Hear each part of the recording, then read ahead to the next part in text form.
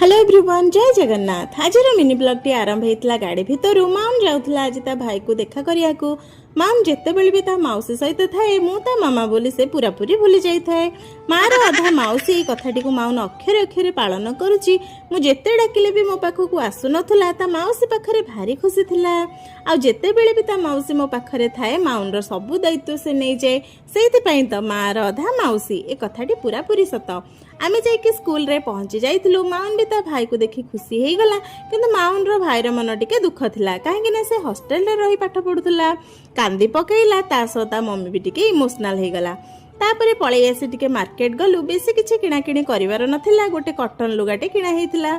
आ एठी माउन मॉल रे सब ड्रेस टाणिकी तळे पकेई दुष्ट होउथला। सेठी जे ड्रेस देखौथले तांको सह मिसी से भी ड्रेस देखौथला। माउन ता मामार पर्स चेक करुची, मामा पैसा रखिछि कि नाही। जेमती देखिला अल्पे बहुते अछि, कहला बाहर को आछो माने केमती खाली जिबा, चलो टिके खाइके जिबा। आमे एठी प्रथमे टिके सिंगडा खाइके डोसा गोटे गोटे खाइथिलु। छोटिया सब्सक्राइब टे करिए बोली अपेक्षा रे रहिलु। नमस्कार, देखा हबो गोटे नुवा ब्लॉग रे। जय जगन्नाथ।